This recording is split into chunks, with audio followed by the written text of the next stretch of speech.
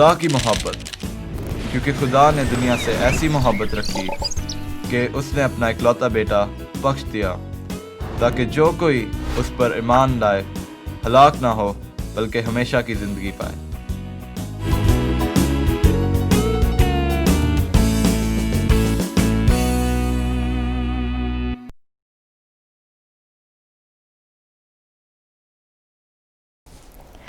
खुदावंद यीशु मसीह जो हमारे सिपर और हमारी निजात का चश्मा है, उसी के जलाली नाम में मैं वायलेट सिसल आप सबको सलाम पेश करती हूँ। और आज के इस प्रोग्राम खुदा ने दुनिया से ऐसी मोहब्बत रखी में आप सबको खुश आमदीद कहती हूँ।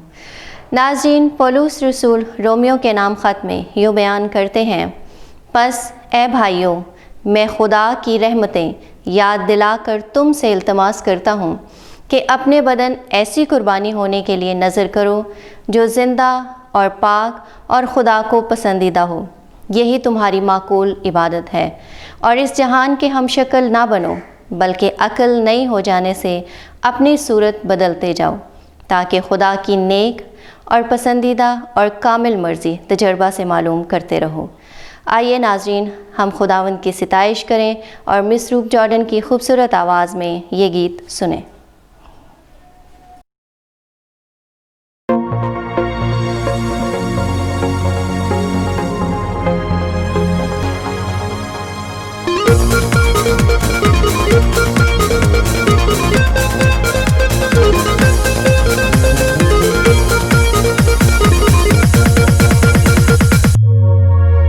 उछला जाए है दिल मेरे सीने में, क्यों ना गाए ये तेरी सना। उछला जाए है दिल मेरे सीने में, क्यों ना गाए ये तेरी सना। तूने दी है मुझे नई जिंदगी, अपनी बाहों में दी है पनाह। तूने दी है मुझे नई जिंदगी, अपनी बाहों में दी है पनाह।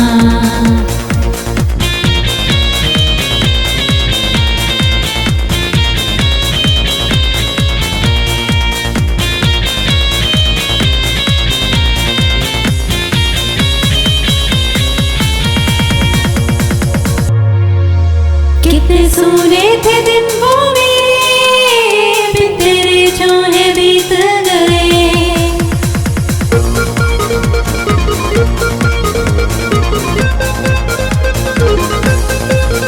कितने सोने थे दिन वो मेरे, बिन तेरे चोहे बीत गए। तूने बख्शी मुझे एक नई ज़मीं और दिया एक नया आसमां। तूने बख्शी मुझे एक नई ज़मीं और दिया एक नया आसमां। उछला जाए है दिल मेरे सीने में, क्यों ना गाए ये तेरी सना।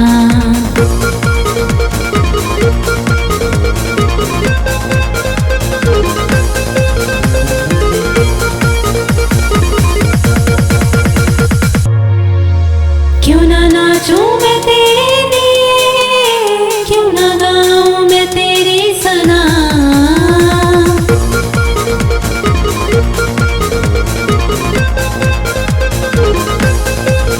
क्यों ना नाचूं मैं तेरे लिए, क्यों ना गाऊं मैं तेरी सना। तूने बख्शी मुझे ऐसी खुशी, दे सकता नहीं जो जहां। तूने बख्शी मुझे ऐसी खुशी, दे सकता नहीं जो जहां। उछला जाए है दिल मेरे सीने में, क्यों ना गाए ये तेरी सना।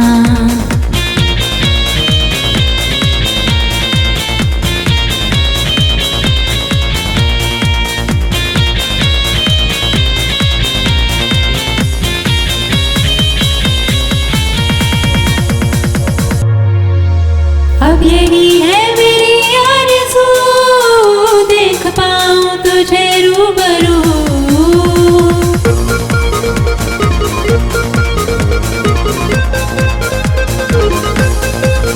अब यही है मेरी आरज़ू, देख पाऊं तुझे रूबरू।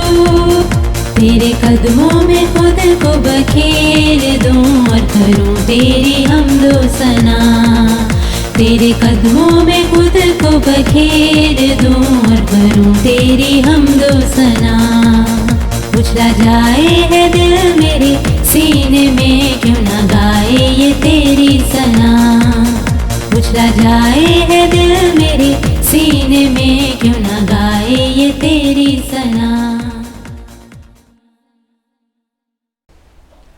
जी नाज़रीन, आपने ये गीत सुना।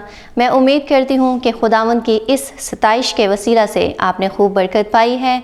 और अब वक्त है अंकल डेविड और पिंकी से मुलाकात का, जिनसे हम आज की कहानी सुनेंगे। आइए उनके पास चलते हैं।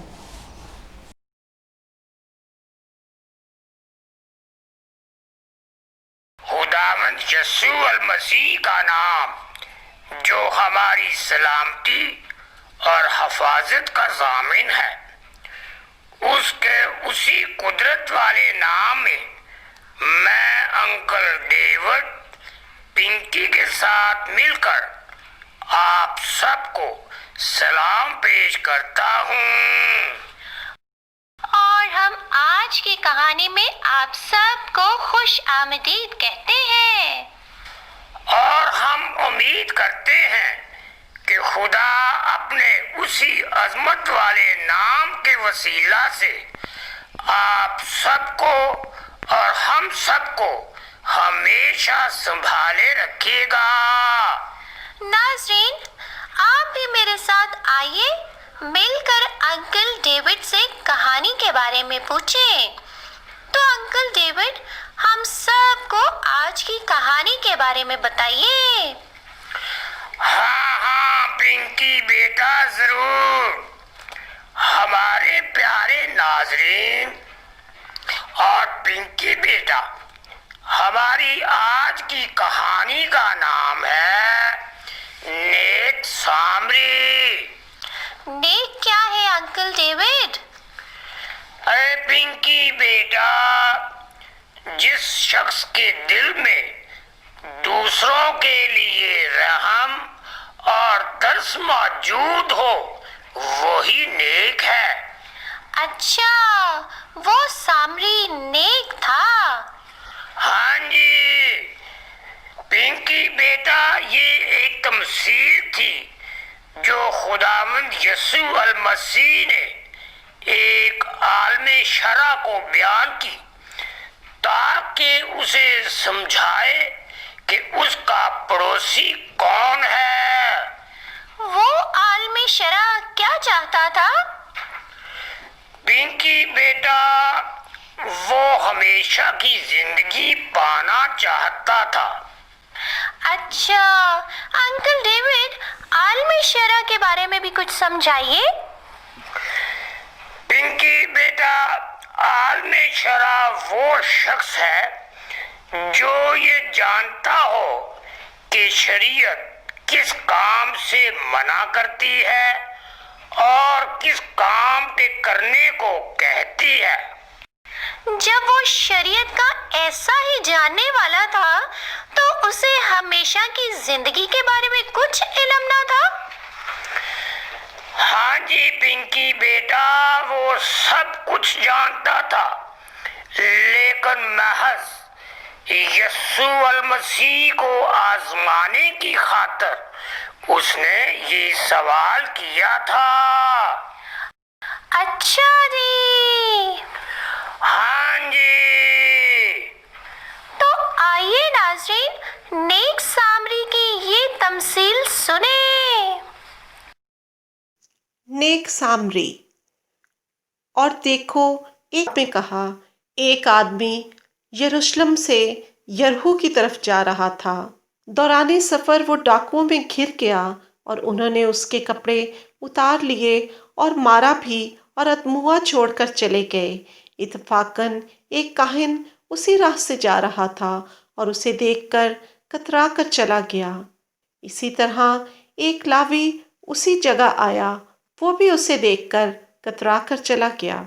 फिर एक सामरी का भी उसी रास्ता से गुजरने का इत्तेफाक हुआ। सामरी और यहूदी एक दूसरे से निहायत नफरत करते थे। उसने जब उस यहूदी शख्स को जख्मी देखा तो उसे उस पर तरस आया। और उसने उसके पास आकर उसके जख्मों को तेल और मैं लगाकर बांधा और अपने जानवर पर सवार करके सराय में ले गया और उसकी खबरगिरी की। दूसरे दिन 2 दिनार निकालकर भटियारे को दिए और कहा, इसकी खबरगिरी करना और जो कुछ इससे ज्यादा खर्च होगा मैं फिर आकर तुझे अदा करूंगा। तब खुदावंद यीशु मसीह ने उस आलिम से पूछा, इन तीनों में से उस शख्स का जो जी नाज़रीन, आपने कहानी देखी और सुनी। जी नाज़रीन, हम उम्मीद करते हैं कि हम सब इन तालीमात को खूब सीख रहे हैं और ये हमारे लिए रोज बरोज रूहानी तरक्की का बाइस हो रही है। अब अगले हफ्ते तक के लिए पिंकी और अंकल डेविड को इजाजत दीजिए। खुदा जी नाज़रीन, आपने कहानी सुनी। मैं उम्मीद करती हूँ कि कलाम हक़ की एक और सच्चाई को आज आपने इस कहानी के वसीला से सीख लिया है और अब वक्त है कि हम डॉक्टर मार्टिन लूथर की मुख्तसर कैटेकिज़्म के वसीला से भी खुदावंद का कलाम सीखें। हमारा आज का मज़मून है छठा हुक्म, तो ज़िना ना करना। इस मज़मून में हम सीखेंगे कि इस हुक्म के देने से खुदावंद की क्या मुराद है। छठे हुक्म के वसीला से खुदा किस चीज़ की हिफाजत करता है। इसके अलावा हम सीखेंगे कि शादी क्या है और ये कैसा बंधन है। आइए सीखते हैं। खुदावंद कादर मुतलक खुदा जो रहीम खुदा है, उसकी शफ़क़त अब्दी और उसका प्यार निराला है, उसी के मुबारक और जलाली नाम में आप सब की सलामती हो। आज हम खुदावंद के कलाम में से सीखेंगे छठे हुक्म के बारे में और छठा हुक्म है तो ज़ना ना करना। इससे क्या मुराद? इससे मुराद है हमें खुदा के खौफ में रहना और उससे मोहब्बत करनी चाहिए ताकि हम बोलचाल और अमाल में साफ़ सुथरी और ख़ूबसूरत ज़िंदगी गुजार सकें और खावंद और बीवी एक दूसरे से मोहब्बत रखें और इज़्ज़त करें। और आज का हमारा सवाल है, छठे हुक्म के ज़रिए खुदा किस चीज़ की हिफाजत करता है, और इसके लिए हम जानेंगे खुदावंद के कलाम में से। पैदाइश दूसरा बाब 19 से 24वीं आयत। जब खुदा हवा को आदम के पास लाया तो उसने उनको शादी के बंधन में बांधा। इमसाल 18 बाब 22वीं आयत। जिसको बीवी मिली उसने तोहफा पाया और उस पर खुदा का फजल हुआ। अब्रानियों 13 बाब 4 आयत। ब्याह करना सब में इज्जत की बात समझी जाए और बिस्तर बेदाग रहे, क्योंकि खुदा हरामकारों और ज़ानियों की अदालत करेगा। हमने खुदावंद के कलाम में से सीखा, छठे हुक्म के ज़रिए खुदा शादी के तोहफे की हिफाजत करता है, और मज़ीद जानेंगे कि खुदा के कलाम के मुताबिक शादी क्या है, और इसके लिए हम हवालाजात का मुतालिया करेंगे। पैदाइश दूसरा बाब 24वीं आयत। इस वास्ते मर्द अपने माँ बाप को छोड़ेगा और अपनी बीवी से मिला रहेगा और वो एक तन होंगे। मत्ती 19 बाब 5वीं और 6 आयत। इस सबब से मर्द बाप से और माँ से जुदा होकर अपनी बीवी के साथ रहेगा और वो दोनों एक जिस्म होंगे। इसलिए जिसे खुदा ने जोड़ा उसे आदमी जुदा ना करे।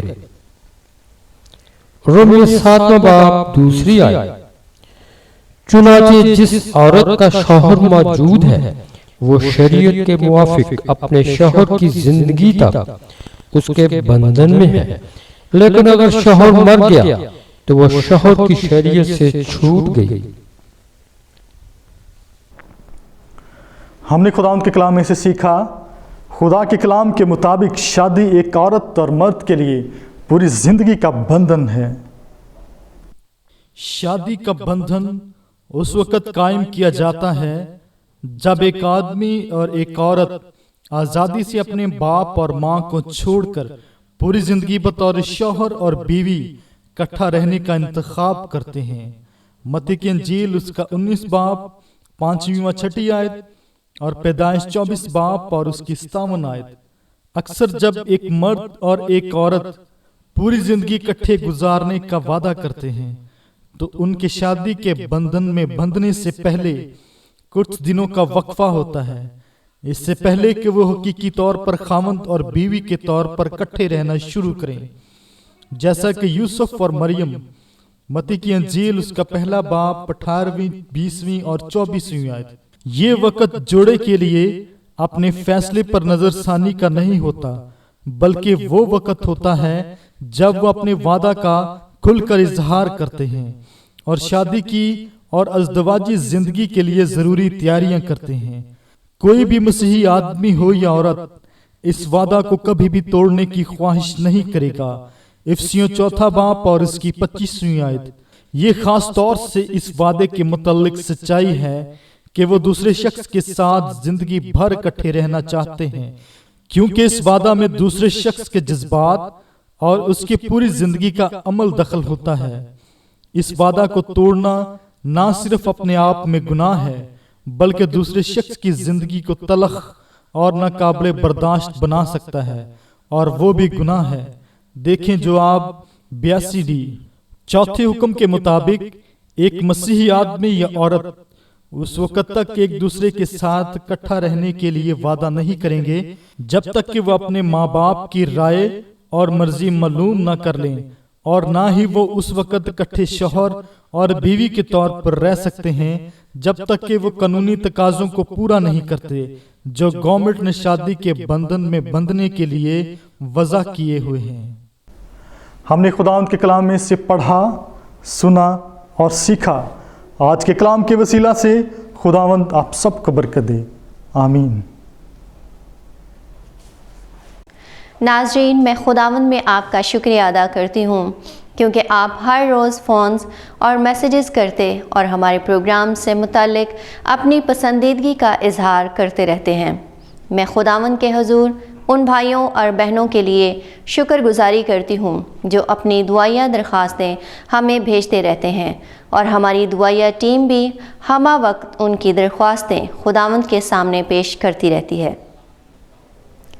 जिन भाइयों और बहनों को खुदा ने उनके मसाइल और परेशानियों से रिहाई बख्शी है, उनके लिए खुदावंद की तारीफ़ हो।